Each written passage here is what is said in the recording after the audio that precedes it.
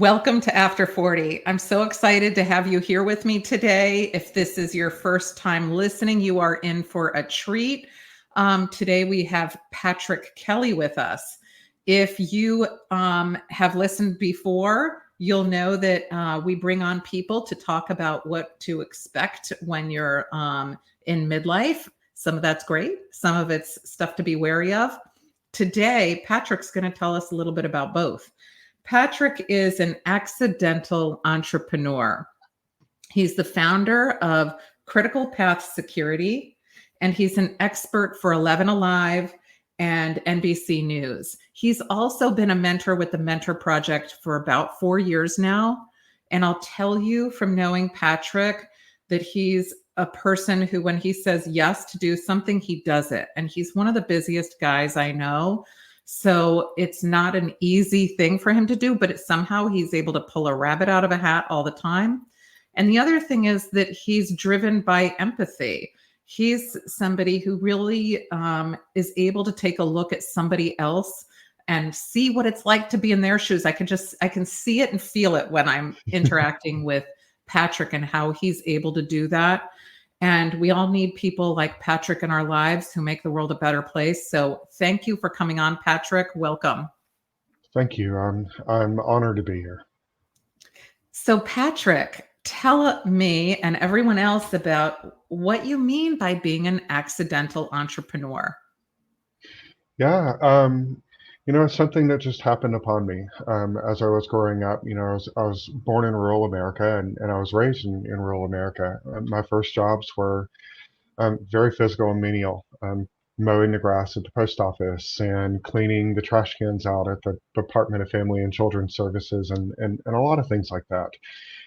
There's a DNA that's in the culture of the towns that I grew up in it was more physical. It was more farming and more, being tied directly into that community, that being presented with opportunities to travel the world and be involved in cybersecurity and interact, with like universities like MIT and Berkeley and Stanford, were just things that growing up were just way beyond my wildest imaginations. But that work ethic, that was baked into me by my parents and my grandparents, and how you do what you're supposed to do, and you do what you need to do. It built that fabric in to where I think it helped me capture opportunities that are really quite rare from someone from my background. I love that. And you know what? I think that a lot of people don't even understand the value in that, in the physical, going out and doing things. You said mowing lawns. I had like a lawn mowing business also. I'd go mowing lawns around the neighborhood, and I had to in my own house. So I get that. I totally understand what you're talking about. And it does make you think about things. But here you went from physical to cyber security. That's a big leap. Like, one is very physically motivated and the other one isn't. How'd you make that leap? I've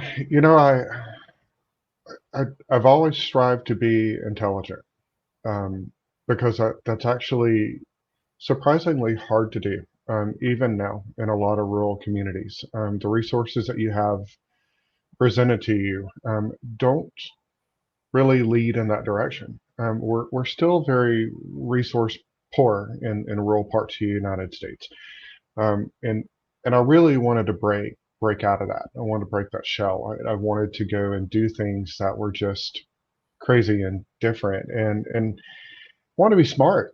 I mean, if I'm really being blunt about it, and I remember this very. I'd owned an IT company, a little managed IT company for a while, and I was very, very proud of it. And we did a great job.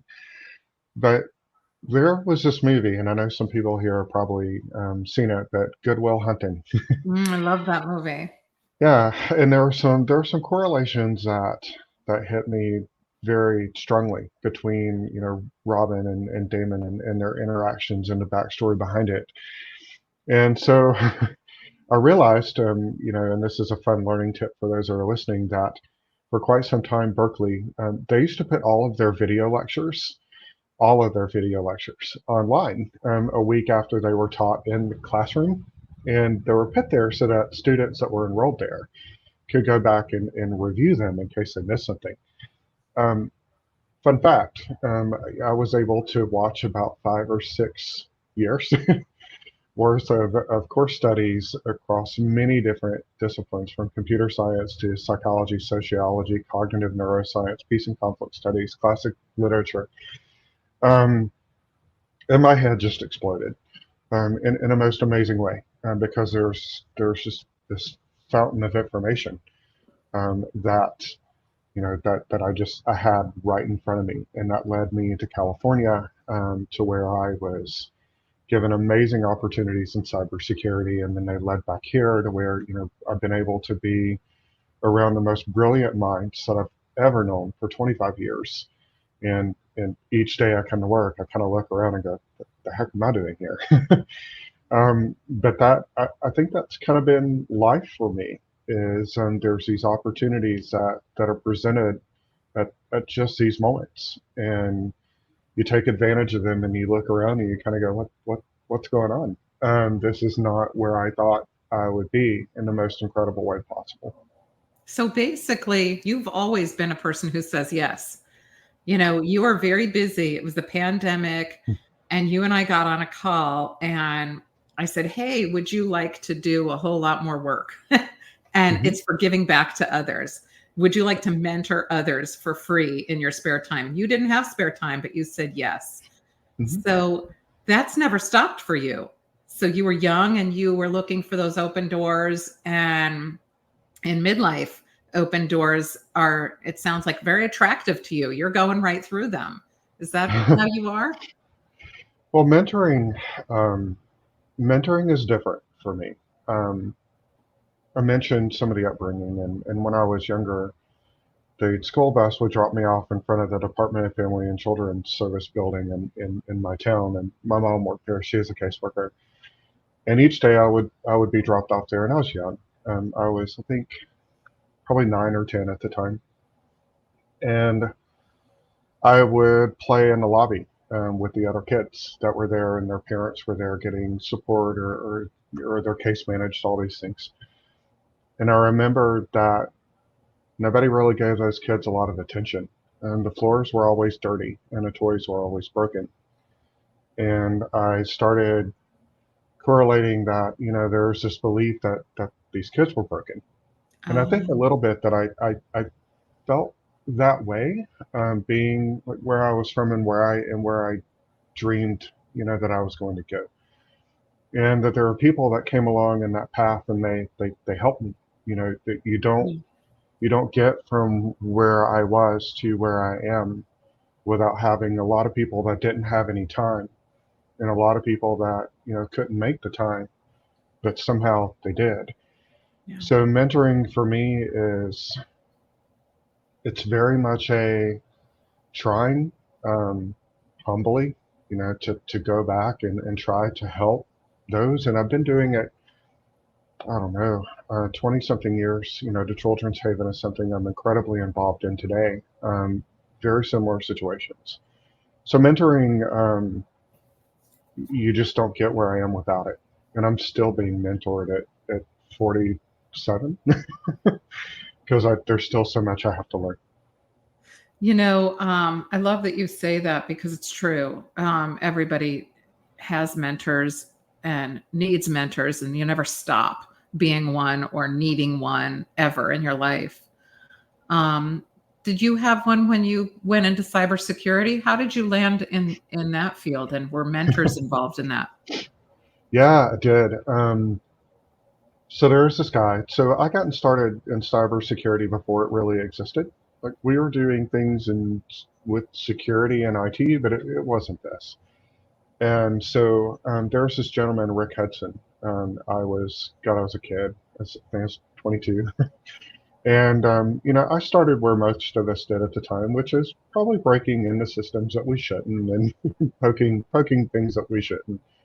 And I remember Rick came along, and we were working at this company called Encanta at the time, and he was so candid and so caring about, you're really, really smart, but you need some guidance, or going to go to jail. And he was very kind, but he was very matter of fact. So when it came to getting into cybersecurity, and truly going in that direction, Rick was the very first one. And then there was this gentleman, Ganjar Aman Sentosa. I hope he listens to this. um, but I was supposed to go to California and work in just a typical generalist IT position. And I interviewed with this guy named Ganjar, and he actually fought for me to be placed on the cybersecurity team at this company called Big Five. And to be fair, like my entire world just changed. um, I'd been around security in the time between and done stuff, but Ganjar he was very diligent with the rest of the group of this guy needs to be here. There's a plan for him here. Um, I drove Ganjar crazy, but I hope he hears this and he knows how much it meant. So, wow, that's kind of a cool turnaround for you. You Mhm. know, that you had somebody that it's almost like having a guardian angel in a way that is saying, Yes. oh, no, no, no, wrong direction, go this way. And Yeah. I know most people, myself included, have gone through life. And when we reflect, we can say, wow, yes, this person stepped in at a certain time. We can usually all think of a person who may have stepped in that we didn't even realize at the time was mentoring us or that was guiding us or took an interest in us until after we think about it. And Yeah. that's pretty cool that you did that. So tell me now, you've been involved in cybersecurity for like how many years? Like 20 years or something? 20, 27, 27 Wow. years. Yeah. All, So all together. what should we know? Like you, now I ask that with knowing that I have sat in on some of your talks that were absolutely earth shaking. You spoke to a bunch of kids in Argentina, and I was on that call and I was That was neat. blown away, as were all of the parents and all of the kids that were on that call. What a And cool moment. it was so cool. So, but just tell me, like, as midlifers, what do we need to know? What are like the top 10 things that we should know about cybersecurity that are good or that we should be wary about? So I'm going to throw a twist on this one, because I think terrifying everyone has been pretty well played. Yes, I um, think you're right. I think when I turn on the news that even at this point, um, I'm a little terrified. But here's a neat place we are, especially as midlifers. Um, and I'm going to throw a spin on another controversial topic as well, which is like chat GPT, LLMs, and things like this. Um, they provide this very interesting way of someone midlifer that's maybe looking at a career change. Maybe they've been like I have a guy here that was a pastry chef for 20 something years, and now he's one of the most brilliant penetration testers that I've ever seen. Wow. Um, Cool. but resources such as like ChatGPT and these learning language model, these LLMs, they provide these opportunities to learn things so much faster than we ever have been able to do before. And they even give you the opportunity to request it to teach you different. Like I can't be the only person that was in a classroom, and I had to get through it, but I didn't understand the way that the professor or the teacher was delivering the information. Right? There's always that disconnect in communication between people, and especially with complex topics. With like GPT and OpenAI and these other things that are out there, it has the ability to phrase things in ways that are more relative to you. Yeah. And so when it comes to cybersecurity, the first thing I think about right now is that as the threats and as the challenges that we're facing get so much harder, the ability for individuals to go and learn and to be a part of this and become very successful and become brilliant contributors to this space is really greater than it's ever been before. You Yeah. don't have to sit in a coffee house like I did for hundreds of hours watching, taped over, lectures from the other side of the coast. Like you can sit down and ask GPT to like teach you about quantum physics, and in a weekend you'll probably have a pretty good beat on it. So I think when I think about cybersecurity, one, things are scary. Um, Attacks are getting more complex. It is getting harder to defend. However, I think the barrier of entry for people that want to get into this field is actually gotten easier. Oh, that's good. And is this you mentioned a pastry chef changing his career, which is Yeah, awesome. it was Um, cool. is cybersecurity something that is that typical for somebody to say have a career for a while and then switch it midway, in their lives? I think it's getting more common, and I believe a lot of the drivers can be financial, though I would Mhm. strongly advise that no one get into cybersecurity for the money.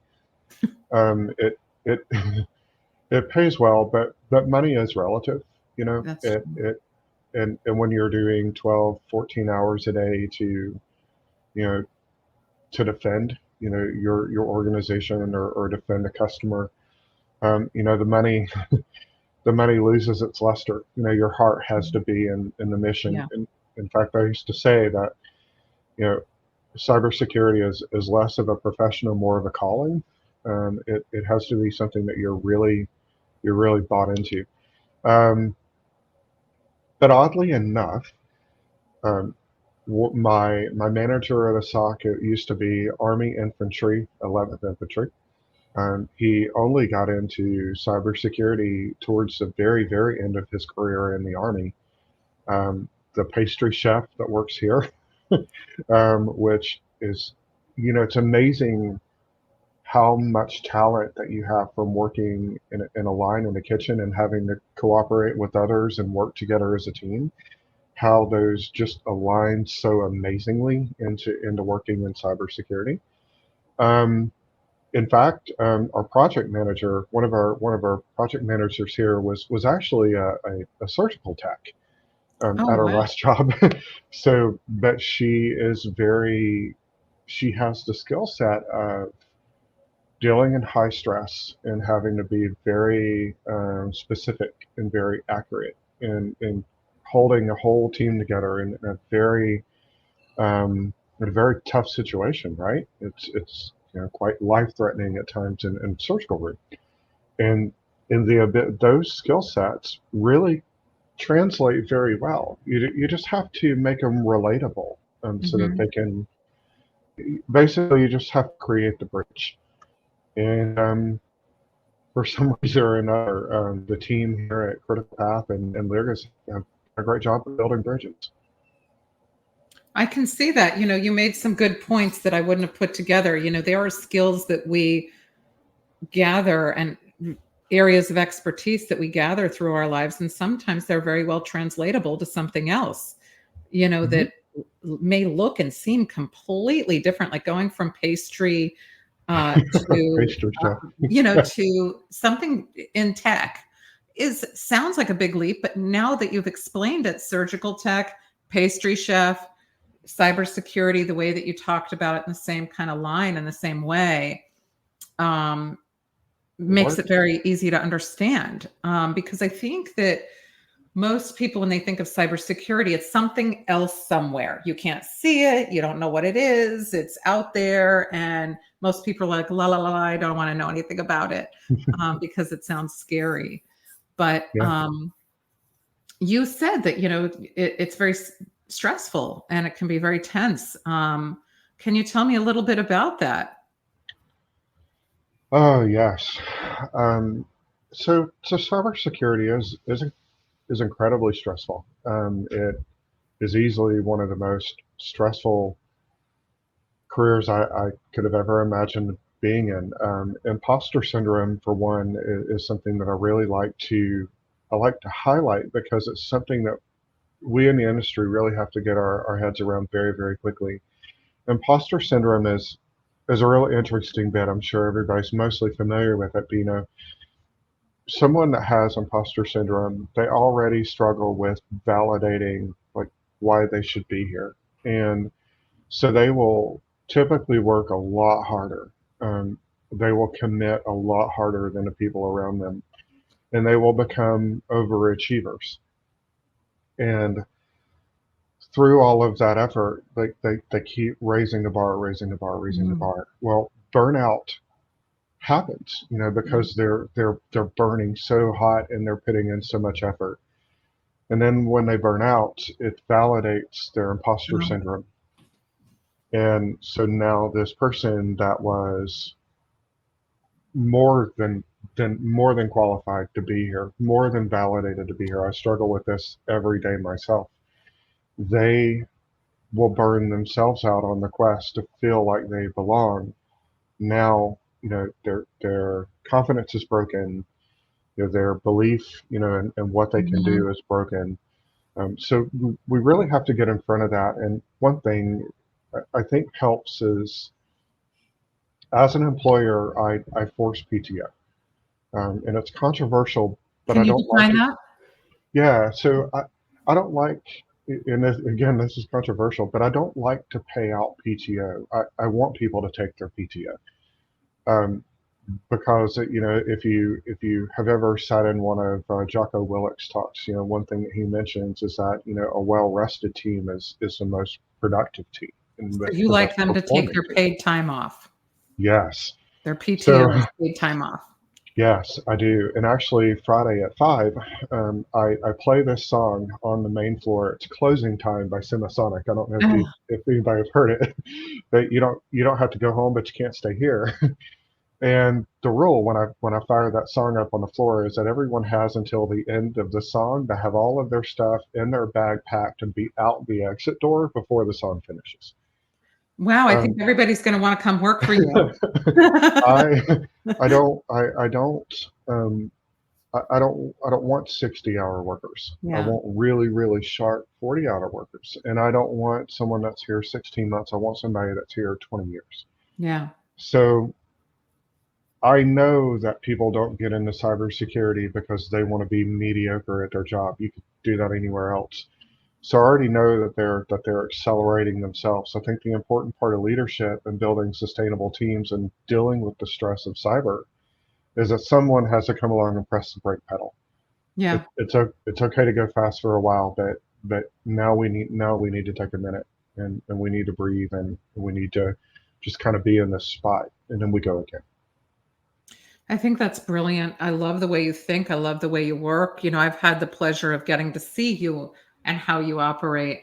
And you have a calm about you that I think even if there's something critical happening, you're very calm. And a leader who looks at the mental health and well-being of their employees is going to have a very well run organization.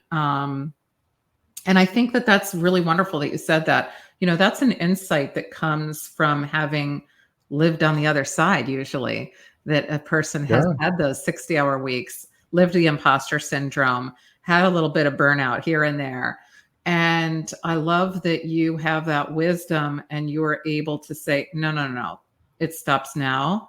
And I'm going to run things the way that I know they should run. So, what a refreshing thing to know that there are organizations being run like that and I, that it's something that people should ask for also. I wish I had known sooner, because I'm a very big fan of kind of extreme ownership. And if you're going to accept accolades, you have to admit fault. Mhm. And I don't think that I was very good at that. I don't think that's always been a skill that I had.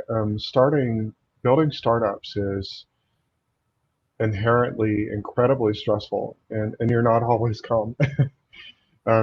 I can't even sort of mention, or really even count all the days that we came in here and the plumbing was busted and it's in the floor and part of the building is on fire. And like, there's so many, I mean, truly, there's so many things that, and then driving a brand new startup through a pandemic, like, you're really worried. Will your staff survive? Will their family live? Mhm. Are you making decisions that's going to put them in harm's way?